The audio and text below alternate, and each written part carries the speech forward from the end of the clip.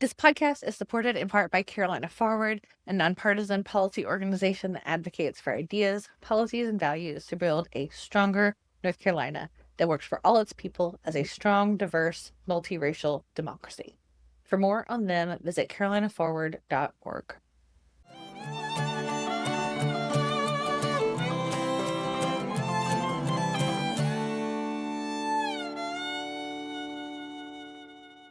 Hey y'all, welcome back to the Foxfire Dispatch. I'm Gina Baxter. I'm in local government in Western North Carolina. And I'm Liz Purvis. I'm a community organizer in Granville County, North Carolina. We are here to create spaces for women in North Carolina politics, which has been a good old boys game for far too long. And we are so glad y'all are here. We're going to jump right into things. So I generally stayed kind of glued to the legislative long sessions when they're happening in North Carolina because there is so much going on kind of constantly. And it is the kind of news that North Carolina makes national news for a lot. And it's not always the coolest stuff. One of the big things that comes to mind is the bathroom bill, HB2. And that's the kind of stuff that we're getting back into this year. Which is a shame when there's so much we could be doing to tangibly improve people's lives with legislation. But we're in the legislative long session right now, which is January to July of odd-numbered years. And this is when our lawmakers in the North Carolina General Assembly, our state Congress, essentially, are actually working on hearing and passing laws. Often they are writing them or considering them outside of session, so they're ready to introduce in January, in this January to July period. Yeah, exactly. And I found out recently, did you know this, that not every state has or calls it a General Assembly? I know I've heard other things. Yeah. Like I know Wisconsin's is, I think they have something else. A lot of states have something else, but it varies state to state. I was talking to a friend of mine from Charleston, and he was like, what is that called that North Carolina has? And I was like, the General Assembly? And he was like, yeah, not everyone has that. I was like, no way. And I then think they're consistent. yeah, right. Silly me. So we went like through it and discovered that, I mean, obviously every state has a Congress, but yeah, the General Assembly title is specific to North Carolina and a handful of other states. So anyway, fun fact time. The General Assembly sessions are when we get a lot of bills coming and going. So recently in the news, we've all been hearing about this bill is going to pass or this thing is going to make the budget. And the reason for that is because we're in the long session right now. And during this session, I always have a tab open for the website where you can watch all the bills as they come and go. It is ncleg.gov. And it's kind of for policy nerd people a little bit like social media because you can watch as everything happens and you can see as a bill moves from committee to committee. You can see who voted on what. You can see who sponsored what bill. And it gives you all this information about what's going on. Do you have a similar relationship to the legislative long session, or is this me specific? So I will start off by saying I think it's really cool that you do that. And it's also really cool that we can watch them online like that. Like that to me feels transparent and a step in the good governance direction. So I think that's really cool. I fully don't do that though. So I love that. I really operate under a community organizing ethos that is like, it is my job to find and support good candidates who are the kind of good candidates that I don't have to hold their feet to the fire. And if we have a relationship where I need to hold their feet to the fire, then can somebody better and different do your job? Because you are a Democrat and we are supposed to agree on some solid policies and values and general helping people, helping all constituents, not just the ones who voted for you, you know. And so I trust, I always said my Brian and Terrence, I trust my legislators, Brian Kahn and Terrence Everett, who are, wonderful and I like to brag on, that like they're doing their best every day in the assembly, and that I don't need to, for the most part, like check in with them about bills. Now, that's not to say that I'm sure there isn't actually stuff that is really good to maybe flag or bring to any legislators' attention. And in fact, I was like voice texting Terrence while I drove down here about a bill that I talked with somebody about last night who was educating me on one of the bills that we have in the assembly. Which one was it? Do you remember? 163. So, House Bill 163 is a bill. It's a related to pharmacists and what pharmacists can do.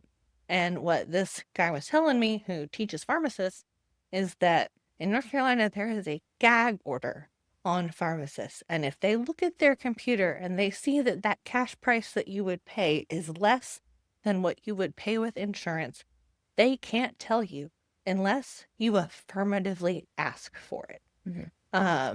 Could be saving people hundreds, thousands of dollars a year, and can't unless you invite that information. But they cannot share it. So 163 would lift this gag order and then make it possible for them to help people save money without people needing to know that you have to ask this question. Yeah. Yeah. Could literally save lives. When you think about the amount of people that like realistically are rationing drugs, absolutely. Yeah. Yeah. So exactly that kind of thing. If you wanted to see the full content of House Bill 163, you could go to ncleg.gov and in the bill lookup search menu, type in H163 and it would come up. I think it's really cool, and I really appreciate that we engage with it differently and that our perspectives about the value of that kind of wind up in the same place, even with different engagement. And I think it's cool to get to highlight that like I've got 47 tabs open at all times. You're having conversations with your representative, and we're both kind of coming to the same information about like ways that we inform ourselves that work for us. I think that's cool. I mean, I think the importance is that you find those ways that work for you, right? And Yep. I also think to some extent we are both coming to this with like you have a finite amount of time to engage with this, to engage with politics, to engage with any aspect of our lives before it pulls or takes energy from something else. So I think, yeah, it's neat to talk about the different ways that get to engage with that. Yeah. Are there any bills that you remember like having a big impact on you or your political trajectory? Yeah.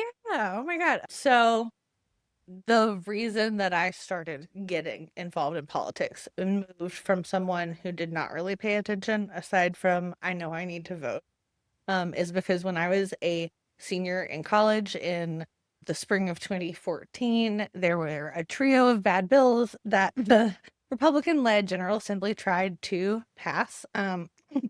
The original HB2 bathroom bill, thanks Pat McCrory.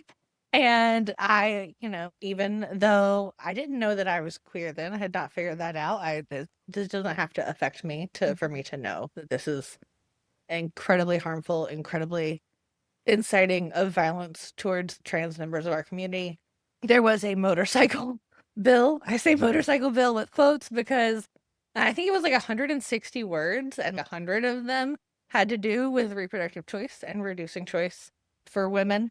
And then the final one was a bill that was going to make it so that college students were forced to drive back to where their parents lived to vote, or your parents couldn't claim you on your taxes, which a lot of our parents needed to do as they supported us through college, And so the trio of those things felt so incredibly not cool, and also such an example of a Republican legislature failing to work for the people, to do things that improve lives, to do things that help people. It was all about taking away. It was not about providing.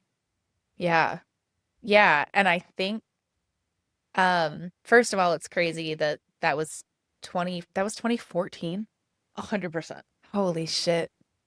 Do you want to dive into what the bathroom bill was for people who don't remember? Because that has been 11 years ago. I mean, I would have to look up the provisions of the bill, but I feel like it was something to the effect of must go to bathroom of assigned gender at birth. Like, that is what it was. It also prohibited local governments. It made it so that local governments had no authority to pass non-discrimination policies around bathroom use. So it is literally like the General Assembly pulling power away from localities, which, like, hey, if you're a conservative, like, a conservative tenet that makes sense to me is small government. But, like, that is a conservative platform. And if it follows that you are conservative and you believe in small government, then you are generally against the bigger power taking things away from the local level. And so this is so even against the values that these Republican legislators like claim to have. Right, like against their own value system. Yeah. Yeah. And I think that that's such an interesting and perennial point in a Dillon state, which is what North Carolina is. What is that for those of us who don't know, like me? So in the U.S. Constitution, there are two types of state rules. One is called a home rule state. One is called a Dillon rule state. North Carolina is a Dillon rule state. It's Dillon. And it means that municipalities have no authority other than what is given to them by the state's general statutes. So unless we are expressly saying we as like a municipality, unless we are expressly permitted to do something by general statute, we are not allowed to do it at all. My house rep was explaining this to me recently because he used to be a commissioner, a city commissioner, before he became a house rep. Okay. And was explaining it along those lines of like, we in Oxford want to do X and Y and Z, but because we are a Dillon state, all of this shit trickles up to the legislator. And Correct. if they don't, but that also means that a legislator controlled by one party is able to punish, if it wants to, municipalities that are held in power by the opposition party, which again is like not how I think it should be, right? Like, I think that everybody, regardless of party, should be working for like what constituents need, what all constituents need, not just those of the same party affiliation. But to be punitive, like the Republicans in the North Carolina General Assembly have been, it takes money out of local places that need that money and can't get it from anywhere else because they're supposed to be getting it from the state. Yeah. And that's kind of a constant push and pull. So people often will say, well, just don't allow development unless it's all affordable.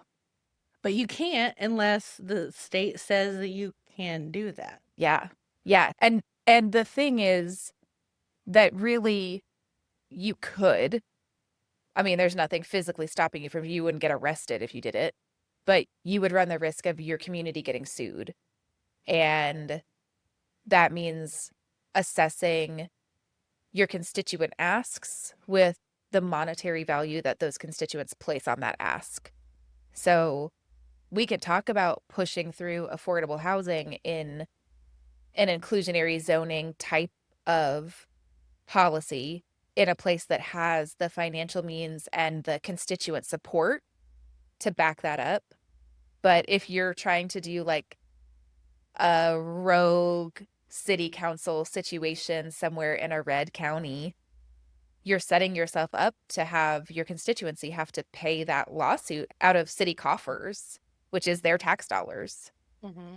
So it really does hit people where it hurts to have it set up in a way that doesn't allow any real authority for a municipal body. Mm-hmm. And it comes up very often. Yeah, I mean, it seems like it is coming up a lot with housing, especially right now as we are trying to figure things out amid a growing housing crisis, not just in North Carolina, but across the nation. And I feel like that's something I feel like we could and probably should devote like a whole episode to, because it's like I feel like you have a lot better understanding of that and like what good policies could be, what realistic policies could be. And I feel like I know I support the idea of inclusive and affordable housing. And I think that like if you work a 40-hour week, you should be able to afford a mortgage. How do we make that happen? But I don't know how we make policy that makes that happen. And I think that's really the heart of what so much of municipal work has been around for a long time now, and I've only been directly in it for a handful of months at this point. But some of the people that I respect the most in the state of North Carolina are functioning at the municipal level. Preston Blakely and Fletcher, Theo in Chapel Hill, Mayor Zeb Smathers in Canton are doing all of this work to try to figure out a housing solution. Oh my God, I forgot Dalton, George, and Boone. Sorry, Dalton. And really, like, the list goes on and on of people who are on the ground at that lowest, like, most approachable level of government trying to figure out a solution for their own community, but running into all kinds of like unexpected issues in the overarching circle of how to make policy that is functional. Mm-hmm. And that's where the abundance agenda comes in, the Ezra Klein thing that's been going around and is really buzzy right now. And we could probably do a whole episode on housing, zoning, a Dillon state, and the abundance agenda. And that would be like an hour each on all of them. But it is all like kind of wrapped up together in this single layer of government that is so fascinating. When I got elected to it, I was like, maybe we can do this. And then when I sat down at the dais, it was like, well, here's why we haven't done it yet, though. So it starts to kind of make sense. And I think that getting that information out to as many people as possible is only a good thing.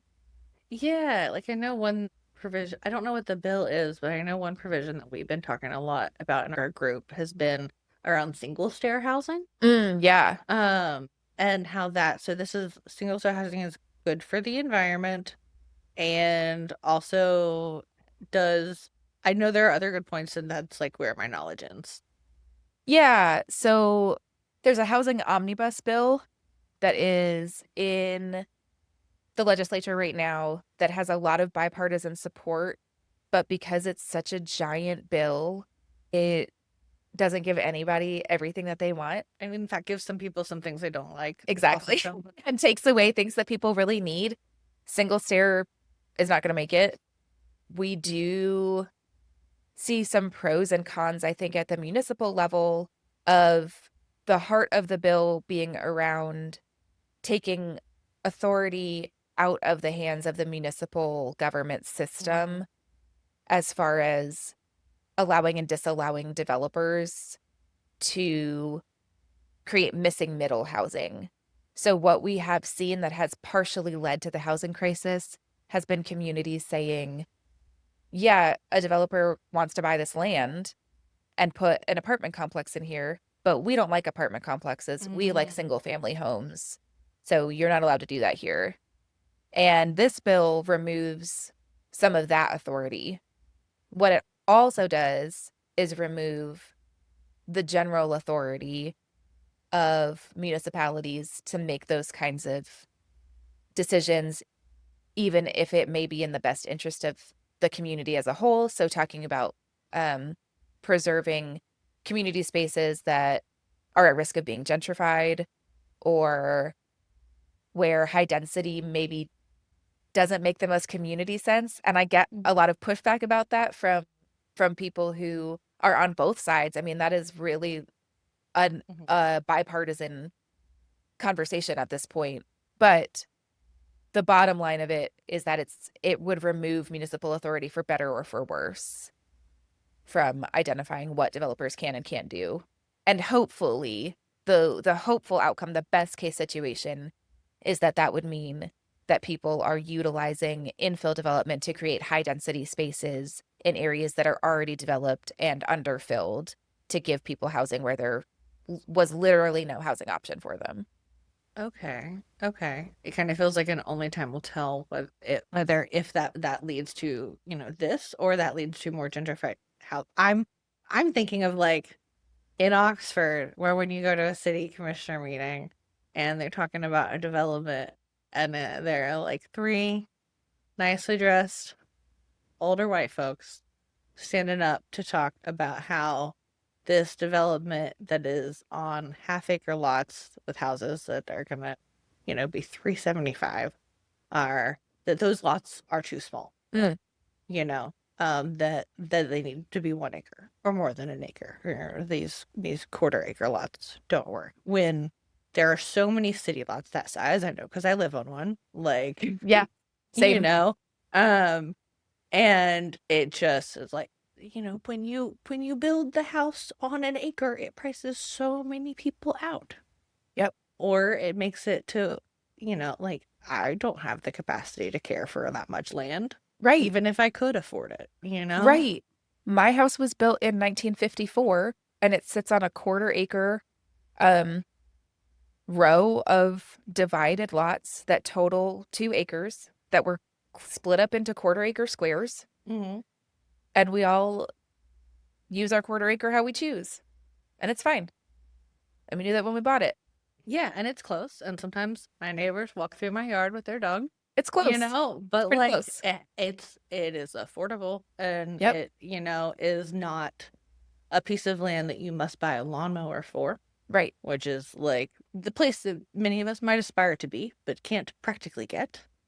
And so I think about those city commission conversations that, like, well, okay, maybe this is a good thing about this bill, right? If it will prevent the listening to those few loud and vocal voices that say bigger lot, bigger house, or nothing. And like Yes. in Granville, where I live, your average house is $400,000 and your average income is $43,000 a year. So square that Ooh, circle. There's no way. man. There's no way to square that circle. Yeah. And Henderson County is about 10K a year more than that. And same average house price. So yeah, I think that's pretty universal and it hurts. yeah, yeah. What it will do is prevent some of the stuff like Wilmington and other municipalities have minimum lot sizes as part of their zoning policy. Mm.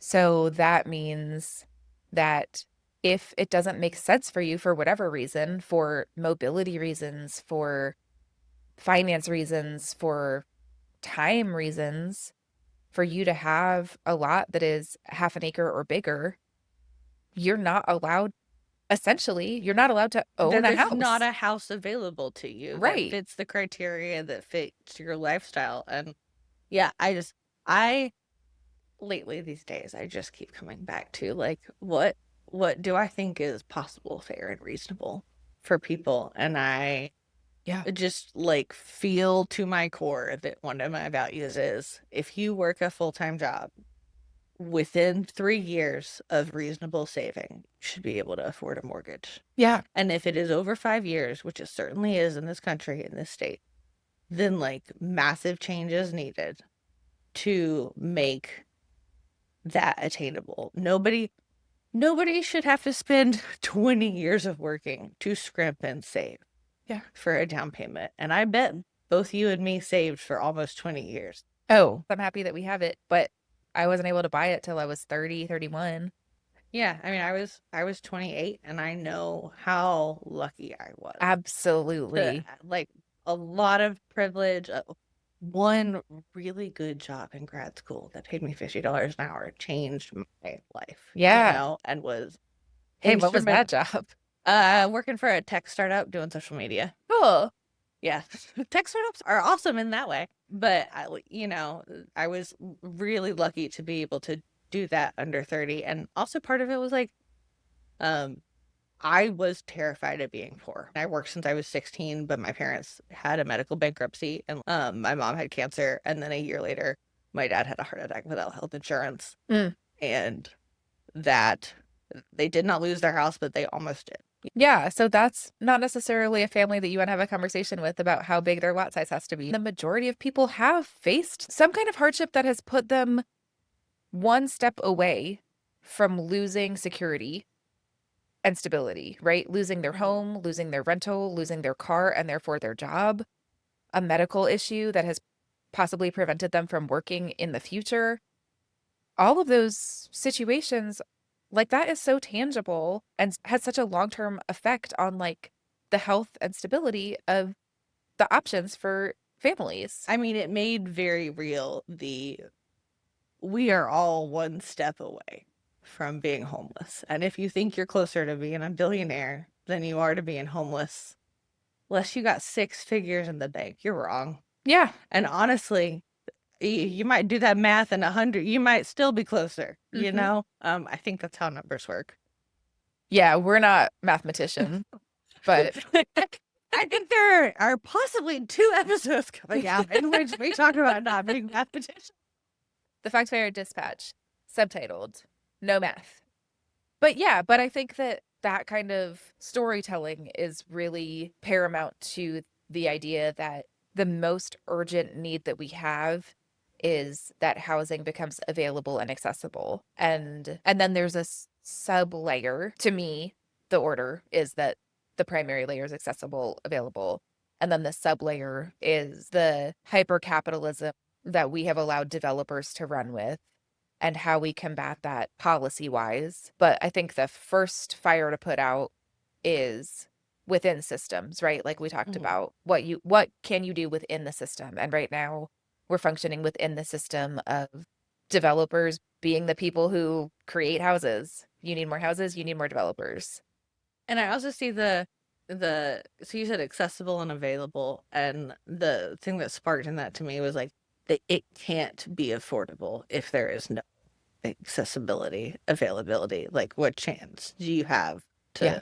to get on that path to affordability? Right. Right. There's no houses at all. None of them are affordable. So yeah, so that's the housing bill.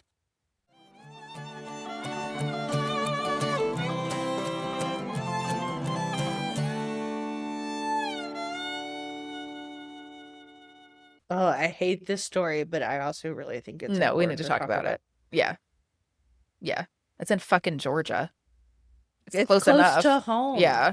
Very close to home. And as we go into this story, I think it is like really worth mentioning that the apparatus of the state oppresses those who are most marginalized more. And so often that is Black women. And Yeah. we will see in this story the ways in which the state is just like actively putting a boot on someone's neck.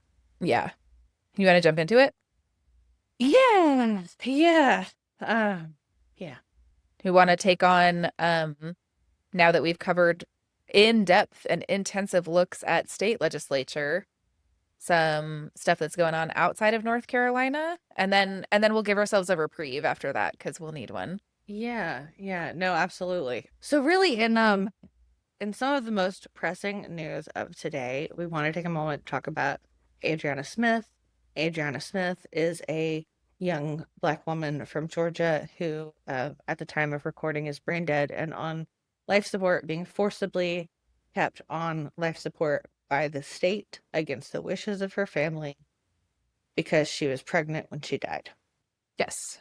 Her family has said in interviews that they may or may not have wanted to keep her on life support, but that their issue and their heartbreak and their anger about the situation is that they were not given an option in the literal life and death decision of their next of kin for whom they are legally, medically responsible for. And that is wrong. In this country, as it should be, you cannot take an organ from a dead body without that person's consent while they are alive.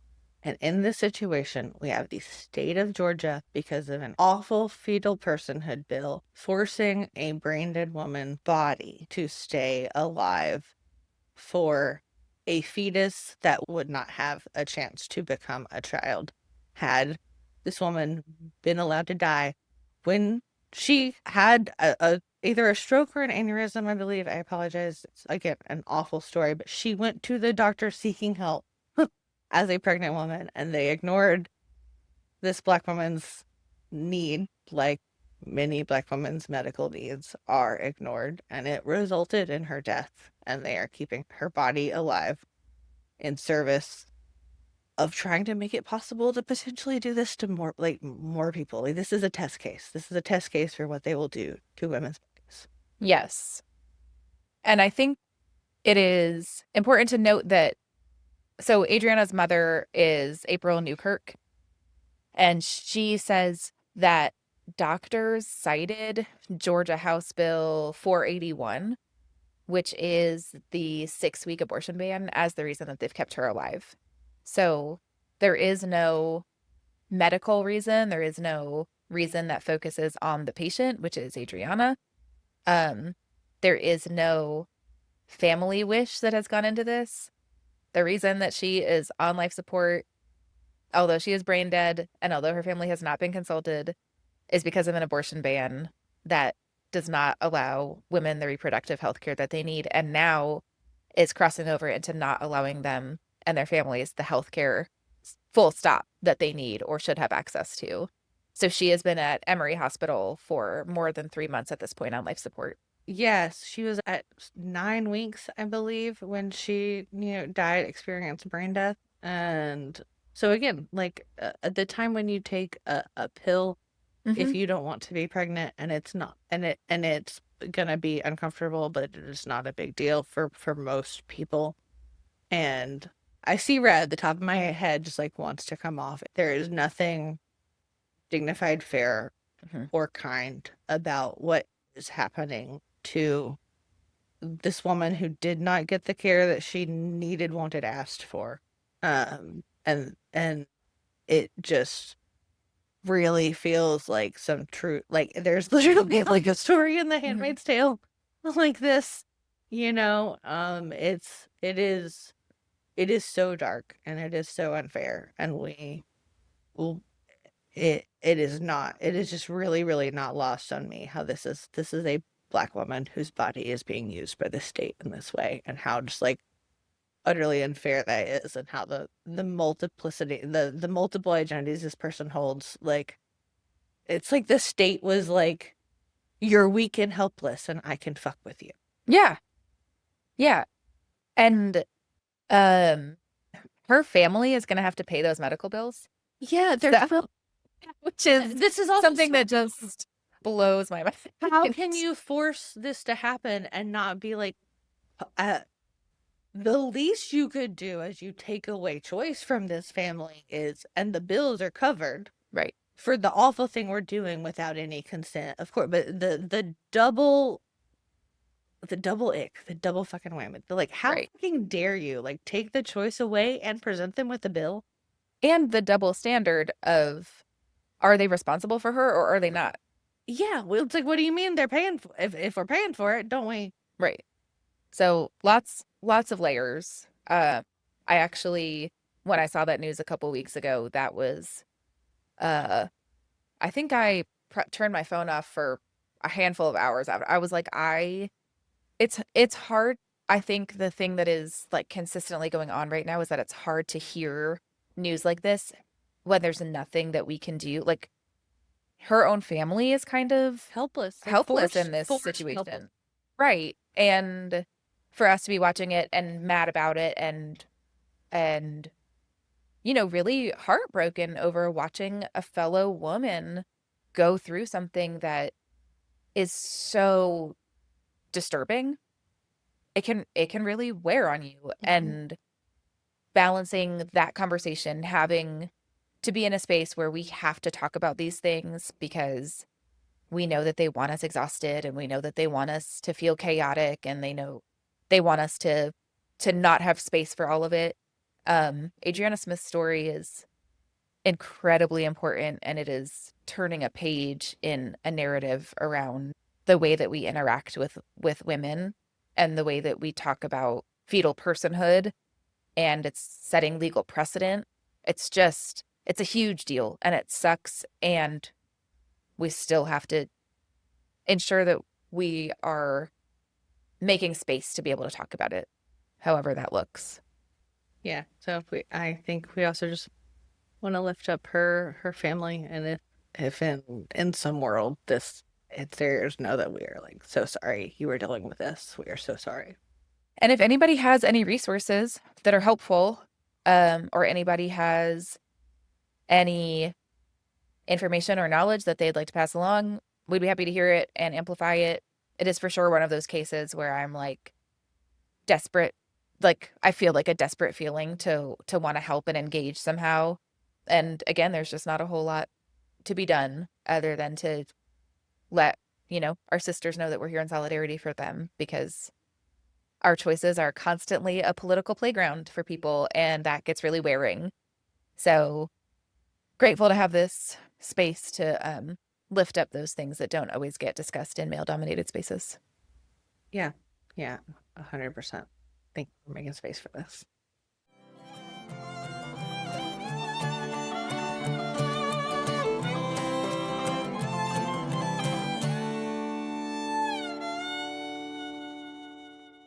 So, in this week's Even Art is Political mini segment, the poem that I am really excited to share with you today is Ode to Small Towns by Tyree Daye. Tyree Daye is a Black millennial poet from Youngsville, North Carolina. We went to NC State's poetry program together. Honestly, he is one of the preeminent living North Carolina poets right now. He's so cool. Amazing. He was quiet in class, but really, like, always insightful, completely brilliant dude. Brilliant senses of like sound and syntax, and truly one of the kindest people that I met during grad school.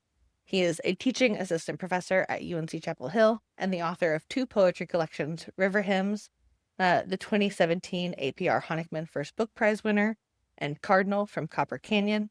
Daye is a Cave Canem Fellow. He won the 2019 Palm Beach Poetry Festival Langston Hughes Fellowship and also was a 2019 Kate Tufts finalist. What a resume.